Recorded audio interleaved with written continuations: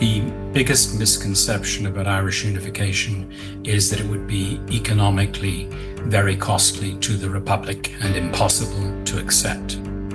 What critics tend to say is Northern Ireland is currently heavily subsidised by the UK, and the Republic would simply have to take over the entirety of that subsidy. If unification is to take place, the overall strategy should be to combine the best of the North with the best of the South. Proponents of a united Ireland say now is the time to plan what unity would look like. It's not as straightforward as you might think. The costs, politics and public mood on both sides of the border remain deeply uncertain. Joining me now is Brendan O'Leary, Professor of Political Science at the University of Pennsylvania and the author of Making Sense of a United Ireland. Thank you very much for taking time for us today. You've written extensively about this topic. What would you say are the biggest misconceptions about Irish unity? Thank you, Daniel, for having me on your programme. I think the biggest misconception about Irish unification is that it would be economically very costly to the Republic and impossible to accept. I think the second emphasis that people place has more foundation, namely the fact that most of Northern Protestants inside Northern Ireland resist the idea of Irish unification. But there are ways in which I think that can be addressed. The third misconception is that there is insufficient support for unification north and south. I think the likely trajectory, for reasons I can give, is that on both sides of the border, support for reunification will occur sometime in the next decade, particularly possible in the early part of the next decade. Okay, so maybe you could bring us up to date as to where the effort to unite the North and the South stand today, not just in terms of the opinion polls to get to the border poll, the referendum which would decide, or referenda, maybe on both sides of the border, but also in terms of formulating a model about what Irish unification would look like. So for unification to take place, there do have to be two referendums, because it's almost certainly the case that the Republic has to amend its constitution in some respect, and that by the Republic standards, that requires a vote of the entire citizenry. And obviously there has to be a vote in favour of unification in the North. At the moment, there is no formal planning for unification in the Republic. The UK, of course, does not engage in planning because nominally it is in favour of maintaining the Union, and it has no obligation to plan for unification. Therefore, the responsibility for such planning rests with the Republic. There are lots of organisations and political parties who argue that it is the current duty of the Government of the Republic of Ireland to prepare for unification. There are lots of things they could do in this respect, which I can elaborate. But in the absence of that initiative by the Government of the Republic, civil society organisations, think tanks, intellectuals of various kinds are exploring all the potential benefits and potential costs attached to unification. So, Brendan, I've taken a look at some of the comments that we've received under previous YouTube videos that we've done on this topic or about Irish or Northern Irish politics.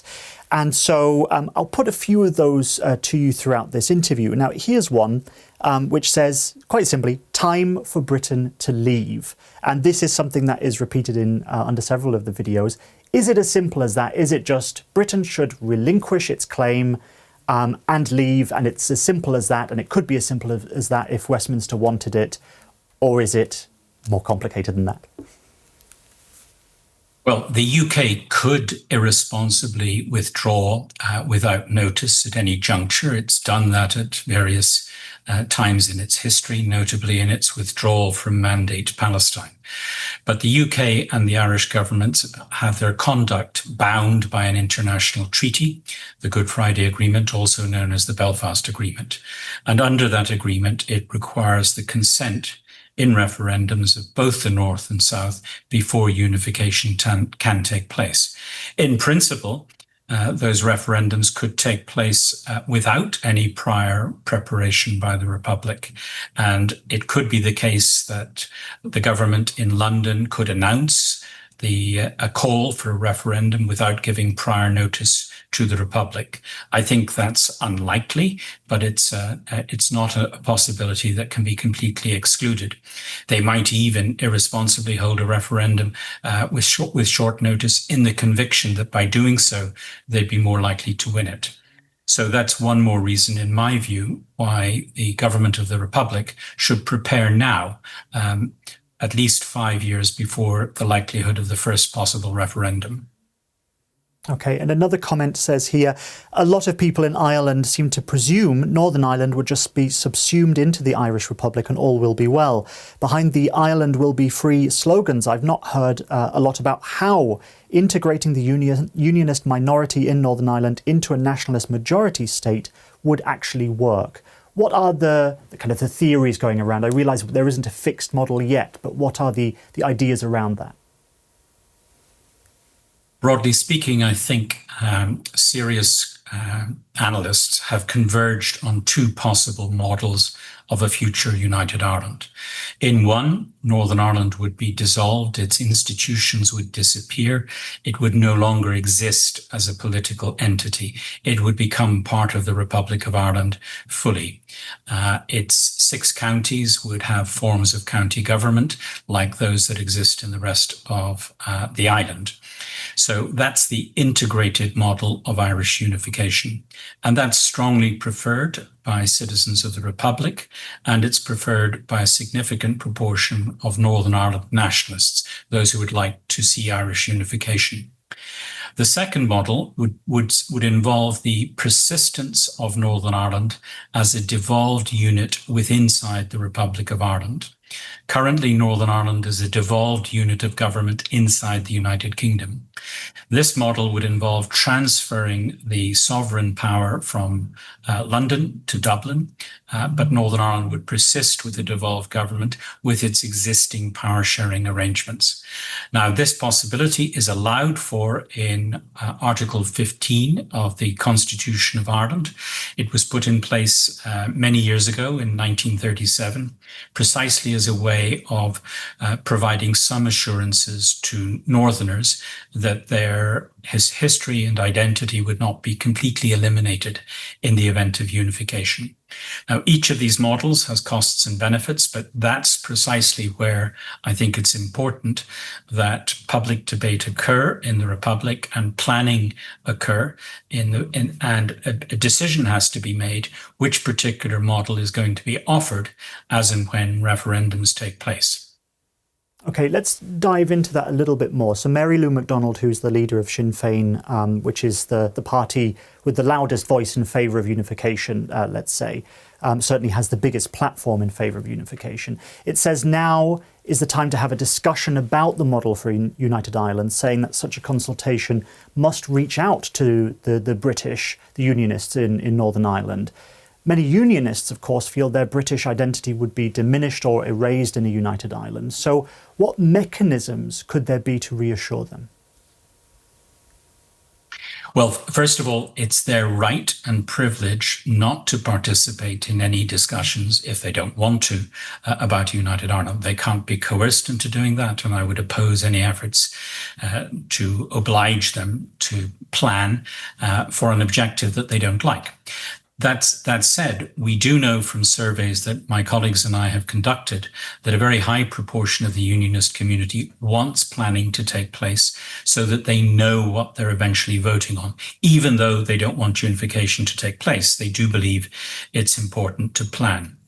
I think many things can be done to give them reassurance. We know from survey evidence that the most important thing for most unionists in the event of a scenario that they strongly dislike is to be able to preserve their British citizenship. And that is allowed for in the terms of the Good Friday Agreement. That's a commitment by the British government, and it's a birthright commitment without qualification, namely anybody born in what is currently Northern Ireland who is lawfully resident there is entitled to British citizenship till the end of time, as far as we know. So the government of Ireland would have to respect that British citizenship right in perpetuity. And I don't think it would have any difficulty in doing so, because one of the pledges in the Good Friday Agreement is to allow people to identify as British or Irish or both as they see fit. So that's the most important priority. The second is, I think, largely in the cultural domain. It would be important not to impose the Irish language as an educational requirement in the 6 counties of Northern Ireland. Obviously, the Irish language deserves to be valued as it is in the Republic, but that doesn't require coercion. School choice should determine whether or not Irish is taught as a second language. Decisions would have to be made on the status of the Irish language. Currently, Irish is the language which prevails in constitutional interpretation. If there's a difficulty in interpreting the language of the Constitution in Irish as opposed to English, I think it would be important to equalise the status of those languages. And it would also be important to give some recognition to Ulster Scots. There's the area of religious freedom and the rights of people to organise according to their religious preferences. I think the Republic has done a good job in that respect in recent years, and I think it could be expected to consolidate separation of church and state and the protections of religious freedoms. There are many other things that will be necessary to provide assurances to the Protestant population, the British identifying population, that if a United Ireland is created, they will not lose everything. Not just they will not only be able to keep their British citizenship, but their assets, their private property will be secure. There will be no effort there would be no effort in any sense to carry out some kind of historical revenge operation.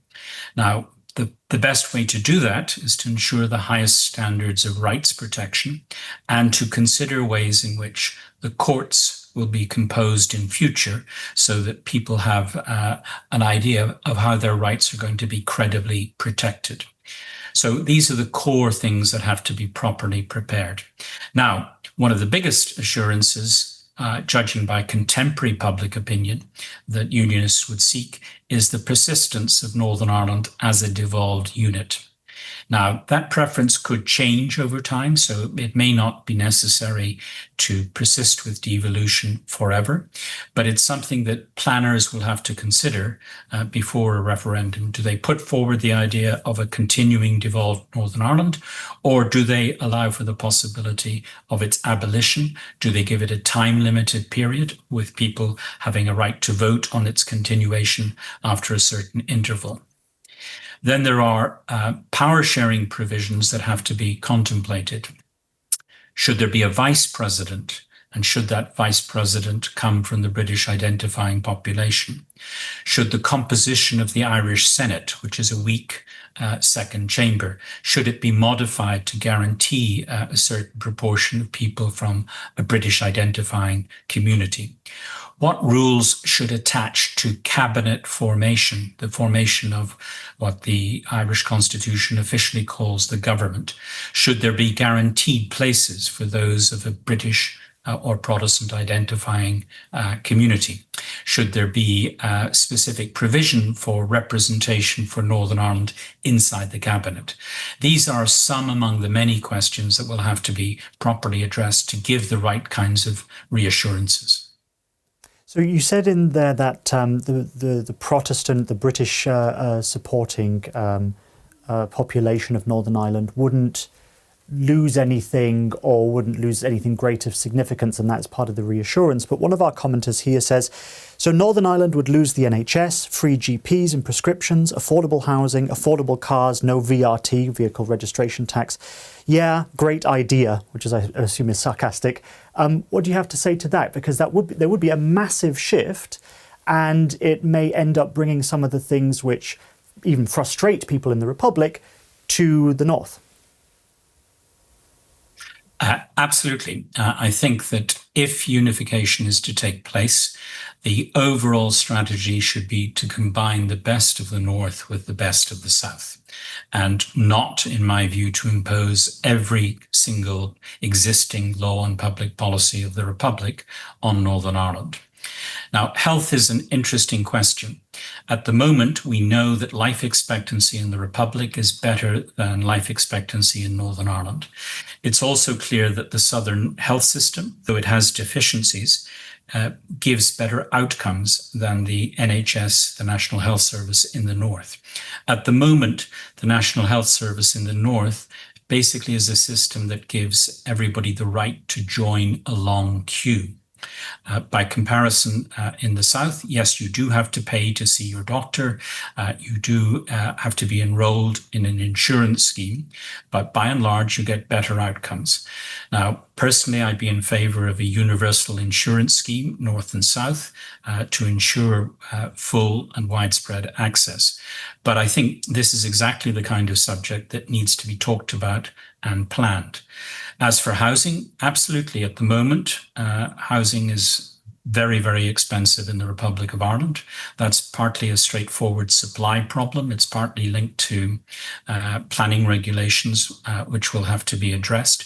But it's also a sign of the dramatic success of the Republic's economy. The reason housing is cheap in Northern Ireland is that Northern Ireland is significantly less well off than the Republic. So these are exactly the kinds of questions that need to be raised. At the moment, we know that the public in the North would like to keep the NHS-style system in which access to healthcare is free at the point of need. And that's widely liked in the Republic as well. But a big discussion will have to take place. Do they transfer the southern system to the North? Do they keep the northern system inside a devolved government in the North? Do they fuse the two systems? This is exactly the kind of detailed question that needs to be addressed now. Okay, and it looks like about 2/3 of those in the Republic would vote in favour in a referendum for Irish unity. Why are 1/3 of people in the Republic still hesitant? Is it just the unknown factor, or is there more to it? I think about 10, just over 10 to maybe 11, 13, 14% are solidly opposed in the Republic. The rest are undecided.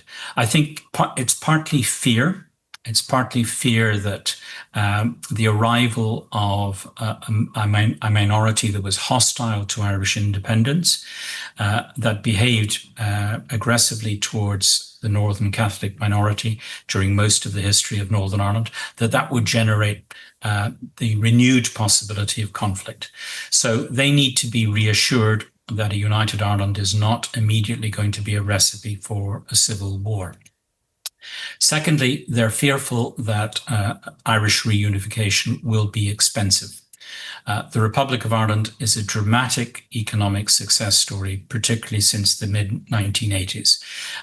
Between the 1920s and the 1980s, the Republic's economic performance lagged most of Europe. So many people, particularly in the older generations, are worried that unification could be costly and could be destabilizing. So those are the primary anxieties that the government of Ireland needs to address among its own population. Yes, so that links into another comment. What most people seem to gloss over is how much it will cost taxpayers in the Republic if the North joins us. People in West Germany are still paying a specialised tax after unification in 1989. As someone from the Republic, I'd be happier to see the North belong to the people of the North and maintain a no borders policy. When it comes to tax, for example, so a solidarity tax is what it's called in Germany, and also about the financial transfers in general, do we know how large these might be and whether Dublin, whether the population in the Republic are ready to bear them? I mean, I imagine that could be quite an unpopular aspect. So these are fair questions, but it's important to get rid of a lot of mythology. I'm glad you raised the case of German unification. The Republic of Ireland is richer today per head by whatever statistic you choose as your metric than Germany was, West Germany was in 1989, and Germany of today's world. Northern Ireland is better off significantly than East Germany was in 1989. So the comparative costs of unification will be much less in the case of Irish unification. In the case of German unification, you had system integration. The East Germany was a centralized command planning economy, a communist economy. It was remade into the German capitalist economy, modified by social market principles. That was an enormous and very painful process, particularly for East Germans. Nothing comparable will be required in Irish unification. Both countries have significantly sized public sectors. Both countries have significantly sized private sectors. They've operated within the European Union until very recently together. So the same laws and regulations apply. Now, obviously, Northern Ireland is no longer, along with the rest of the UK, inside the European Union. But as a result of an agreement known as the Protocol, they're inside the European Union for certain provisions of the single market in goods and in agriculture. So there won't be a dramatic change in overall rules and regulations on how the economy operates. What critics tend to say is Northern Ireland is currently heavily subsidized by the UK, and the Republic would simply have to take over the entirety of that subsidy. The technical term known for these discussions is the subvention. Now, the subvention is an estimate, and I want to emphasize that word estimate. It's an estimate of the gap between what the UK spends in public expenditure in Northern Ireland and what it raises there in taxation. And it's currently estimated to be somewhere in the order of 10 billion euros. Now, that annually. There are two problems with this. One, almost certainly the estimates underestimate the amount of taxation that is currently raised in Northern Ireland, because people report, excuse me, companies report their value-added tax receipts to London rather than to the government in Belfast. Secondly, and more importantly, the estimate of what the UK spends in Northern Ireland is actually notional. It's not an actual count of what is spent in Northern Ireland. It includes, for example, the entirety of UK defence expenditure, with Northern Ireland given a 2.5% share of that. Now, Northern Ireland doesn't have any of the nuclear submarines or their bases, which are currently based in Scotland, nor does it have a proportionate share of the overall UK defence budget spent in Northern Ireland. So that isn't going to figure in a future Northern Ireland. The big question that people always raise is pensions. And at the moment, it's true that Northern Ireland has its pensions paid, its state pensions, not private pensions, paid from the UK Exchequer. Now, the question is, what would be done about those in the event of Northern Ireland joining the Republic? Well, straightforwardly, item number one is that the UK would be liable for all pension responsibilities up until the moment of unification. So those people who are already pensioners are entitled to their existing UK state pensions. The UK already pays its pensioners who live abroad their state pensions. I, for example, am entitled to a UK state pension, which I enjoy even though I live in the United States. So I don't think that that would be a fundamental problem, the existing pensioners.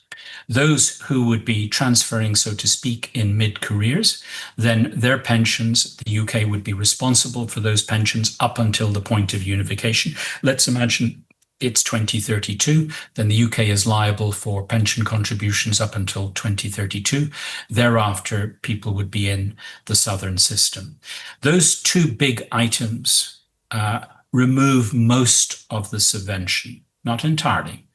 Then there's the question of estimating what would be the transitional costs for United Ireland.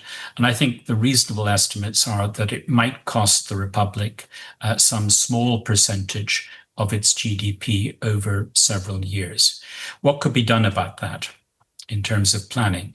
In my view, the obvious thing for the Republic to do, which it's partly doing but not in a declared fashion, is to put its current budgetary surpluses into sovereign wealth funds, specifically dedicated to the possibility of the costs attached to unification. German unification took place suddenly without any serious advanced planning. And that's part of the reason why the costs were so tremendous. And the way in which German unification took place was a wholesale absorption of the East by the West, which was institutionally shocking to many Easterners, though they did vote for it in advance. By contrast, I think in the case of Irish unification, provided there is the right kind of advanced planning done, then I think the Republic will be able to weather the costs of unification, which will be significantly less than those attached to German unification. Brendan, I just want to ask one more quick question because we're running out of time on our side here. If you were to be, in all fairness, put on your kind of skeptical hat and to say what the biggest downside risks are of getting it wrong, what would those be if you could summarise those briefly? I think the biggest downside risk would be if in the interim before Irish unification there is no planning, and particularly no planning about what to do about the possibility of violence from loyalist paramilitaries. We require in the interim successful completion of police reform in Northern Ireland. It's very, very sad that at present the police service in Northern Ireland is significantly underrepresentative of the cultural Catholic community, even though in the younger age cohorts, the cultural Catholic population is a significant plurality or majority indeed in those ranks. So it's important to have a balanced and effective police force in the north before unification. Why? Because that will assist the stabilisation of Northern Ireland in the event of unification. So preparation and planning for the possibility that loyalists will resort to violence before a referendum, during a referendum, and after a referendum. That fear is a genuine fear and it has to be addressed. And the only way to address it is by appropriate planning. All right, so there's plenty to discuss in the coming months and years. Brendan O'Leary, author of Making Sense of United Ireland. Thank you very much for that. Thank you very much, Daniel. Auf Wiedersehen.